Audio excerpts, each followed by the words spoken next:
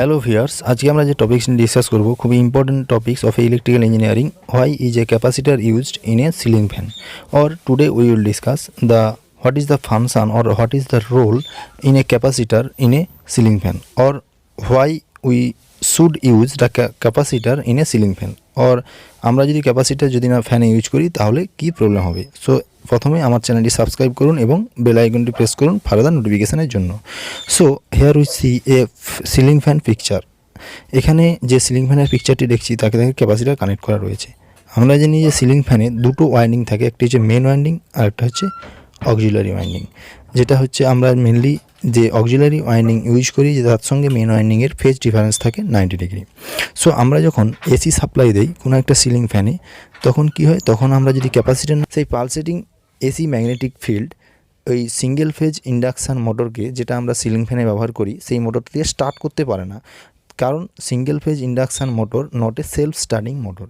যেহেতু এটি pulsating magnetic field তৈরি হয়, তাই এটির কোনো সেলফ স্টার্টিং টর্ক থাকে না। তাই এই সিঙ্গেল ফেজ ইন্ডাকশান মোটর ও সিলিং ফ্যানে যে মোটরটি থাকে সেটি সেলফ স্টার্ট হয় না।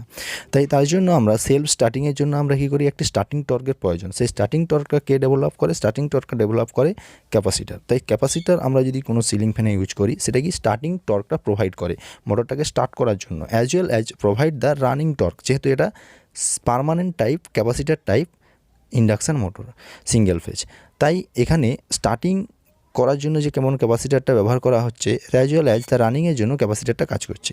So mainly the starting torque প্রোভাইডের জন্য আমরা ক্যাপাসিটার ব্যবহার করি, অ্যাজ ওয়েল অ্যাজ এখানে রানিংয়ের জন্য আমরা এই ক্যাপাসিটারটা কাজ করছে।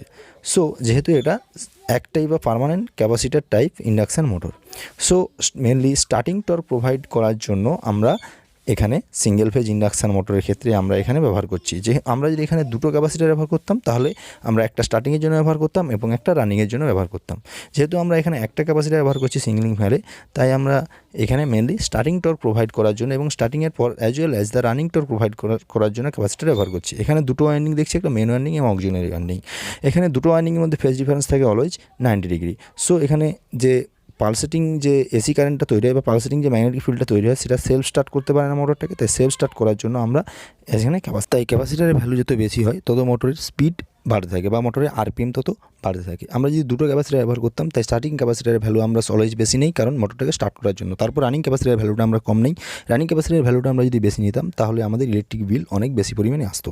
তো তাই আমরা যেহেতু আমরা দুটো ক্যাপাসিটার যদি আমরা ব্যবহার করি, তাই স্টার্টিং ক্যাপাসিটারের ভ্যালু আমরা অলওয়েজ বেশি নেই এবং রানিং ক্যাপাসিটারের ভ্যালু আমরা অলওয়েজ কম নেই। তো আমরা এক্ষেত্রে একটাই ক্যাপাসিটার ব্যবহার করছি। সো একটাই ক্যাপাসিটার আমাদের starting as well as running torque provide করছে। So thanks for watching my this video.